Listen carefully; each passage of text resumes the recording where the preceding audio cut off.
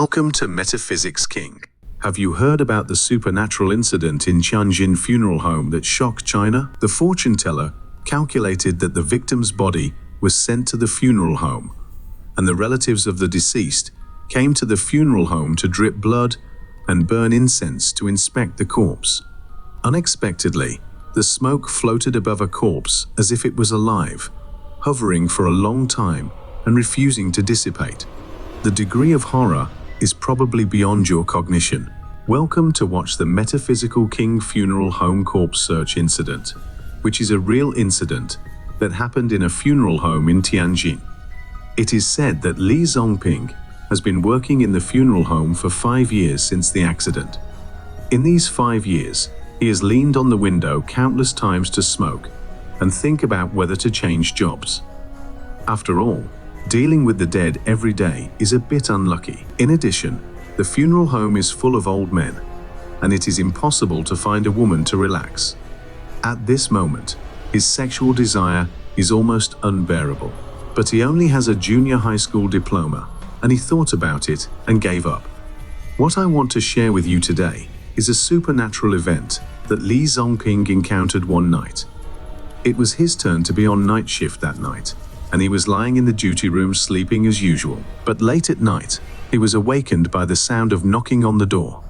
He got up and picked up his phone to see that it was already past 2 a.m. But when he heard the sound coming from the big iron gate outside, he thought it must be another body sent by the relevant department, and it was common for bodies to be sent late at night, and he had long been accustomed to it. So he stretched, yawned, and took the key to open the door. But when he came to the yard, he found that there was no car outside the gate to deliver the body. But when he got closer, he found 2 people standing outside the big iron gate. Li Zongping asked the 2 people, "What's the matter so late? If you come to identify the body, you have to wait until dawn." But the 2 people seemed particularly anxious and said to Li Zongping, "Please, young man, we are from the countryside. We must identify the body before dawn. If it's after tonight, I'm afraid we won't be able to find the body anymore." Li Zongping didn't want to cause trouble, so he sent the 2 away, saying that the funeral home had regulations that bodies could not be identified at night. As he walked towards the duty room, the man suddenly raised his voice and shouted to Li Zongping, "Young man, I know your master Metaphysics King. We are good friends. For your master's sake, please let us go in and identify the body." When he heard the man say that he was a good friend of the master, and also said the master's nickname, he opened the big iron gate and let them in to identify the body. The 2 followed Li Zongping to the place where the body was kept, but what embarrassed Li Zongping was that the 2 only knew the name of the deceased and knew nothing about the other information about the deceased. Fortunately, there were not many bodies sent in the past month, so they could only identify them one by one. But the 2 looked at all the bodies in the morgue and said that they did not find the body they were looking for. At this time, Li Zongping immediately got angry. "You let you look at the bodies in the entire morgue, and you actually said that you didn't find the body. Did you make a mistake? Come here late at night to torture people." But the man said firmly that it was right. Their brother's body was here, and they had asked the master to calculate before coming here, saying that their brother's body was in this funeral home. When he heard the man say that he calculated it, he was so angry that he almost jumped up and slapped him twice. And the 2 also saw that Li Zongping was angry. So they hurriedly explained that their brother went out to work last year, and they couldn't contact him. They had no choice but to ask a master to calculate. The master said that their brother had been killed and told them that his body had been sent to this funeral home.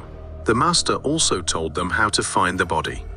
Then, the man took out a stick of incense from his bag, lit it, and held it in front of the woman's chest. Then, the woman untied the bandage on her index finger. It can be seen that there was a wound on the woman's index finger, and blood was still flowing out. Next, the woman dripped a drop of blood on the incense, and white smoke suddenly came out of the incense, and the concentration of the smoke was much higher than usual. Strangely enough, in the absence of wind, the thick smoke actually floated in one direction in the corridor. Guided by the thick smoke, several people came to the backyard of the funeral home, and the thick smoke actually entered a room. Then Li Zongping remembered that there was a morgue in the backyard, but this morgue had not been opened for several months.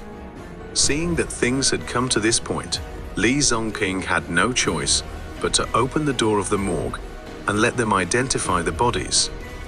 But as soon as the door was opened, a burst of cold air hit them in the face. The bodies in this morgue were all bodies from unsolved homicides and disputes between doctors and patients, and some were unclaimed.